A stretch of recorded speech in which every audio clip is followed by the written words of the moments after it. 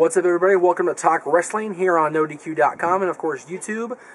Little quick plug here. Today's show is brought to you by Long Beach Clothing Company, provider of swag for Jeff Meacham and Dads on Wrestling as well, JJ Williams. There you go. These guys are awesome. They're down the street from my new apartment in Long Beach, and they rock. So you'll be seeing a lot more of this stuff on the show. Probably a hat next time I do a show with them because they have a cool little hat too. But they're great. 4218 Atlantic Avenue in Long Beach. They've got a great clothing line, and some shirts are even $5.62. $5.62. Here you go. There you go. All right. Let's see. First question today comes from T-Slay1974. What did you think about Michael Cole's performance at WrestleMania? What do you think about his current gimmick? Do you think he's a tool? P.S. ROH rules. Well, first of all, Ring of Honor does indeed rule. I hope they get a new TV deal. I hope they end up on regular TV so I can see them every week. As far as Cole goes, Aaron will back me up. So Aaron, come here closer so you can back me up on this. I've been anti-Cole from the beginning.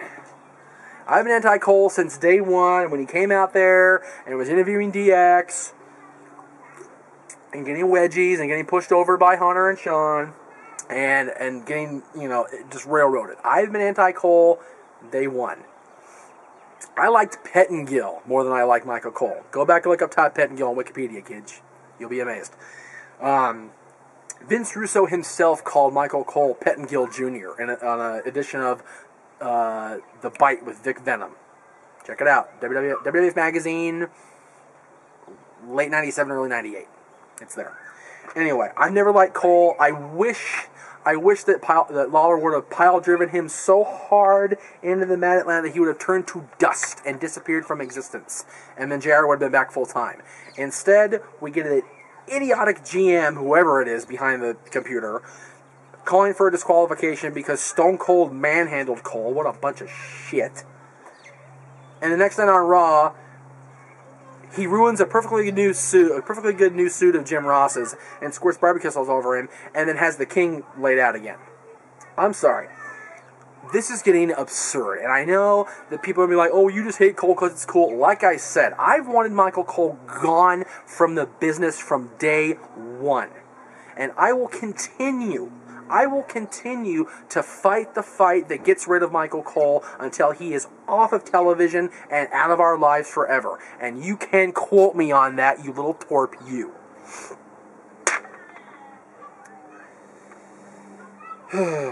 This is from Tim's World 99 in Haddonfield, Illinois. Hello, Illinois.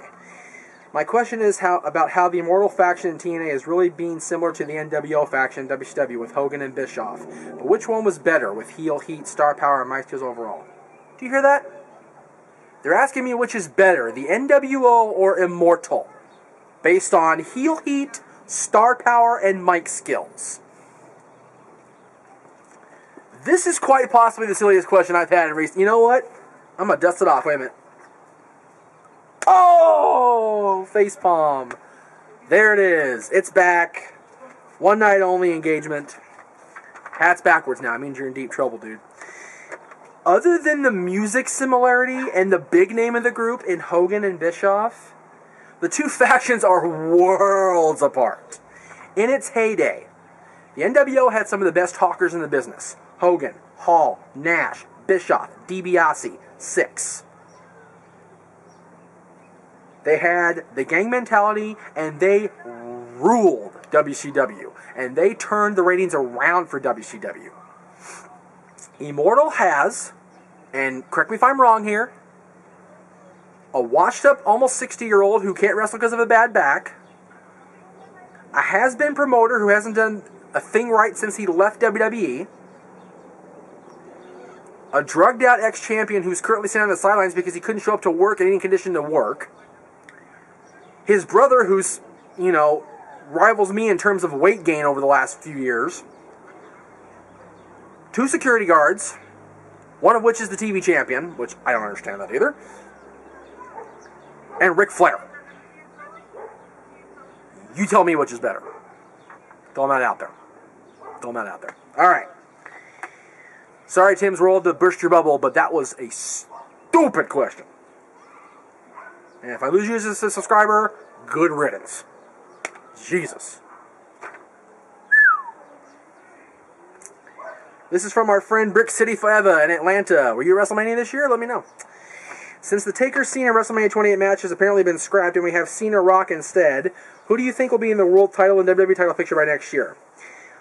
That's not really a fair question. I'll tell you why. You know, if you'd asked me a year ago who would be in the WWE Championship main event match at WrestleMania, as much as I like the guy, I never would have guessed The Miz. Never, ever, ever. I never would have guessed that The Miz would be WWE Champion and retain it at WrestleMania. I just didn't think they would give him the opportunity. I honestly thought Miz was going to be the first Money in the Bank cashed in to lose. I said that the moment he won it, and I was glad I was proven wrong. Okay? Also, there was no Alberto Del Rio last year at WrestleMania, so we wouldn't have known that he would have been the World Heavyweight Champion, or challenger for the title, and having his car destroyed. So, a year out, it's hard to assess who will be champion or in the title picture. You gotta believe Orton's gonna be there, you gotta believe Punk's gonna be there, Miz, Morrison, Cena, of course, Edge, Alberto, Christian. You know, any of the guys that are in the hunt now are probably going to be in the hunt in a year from now. Because that's just the way WWE is right now. They've got their guys, and there are probably going to be some massive cuts here soon. And some guys will get elevated, but will they be WrestleMania main event status by next year? Hard to say. Alright, I've had my little rants for the day. I hope you all enjoyed it. And again, to Tim's World 99 in Haddonfield, Illinois, I apologize for coming off as a douche, but please, comparing NWO to Immortal, there's stitches in my head right here. They're popping out at the frustration of it because I facepalmed myself that hard. Seriously, dude. Anyway, we will see you next time with more Talk Wrestling.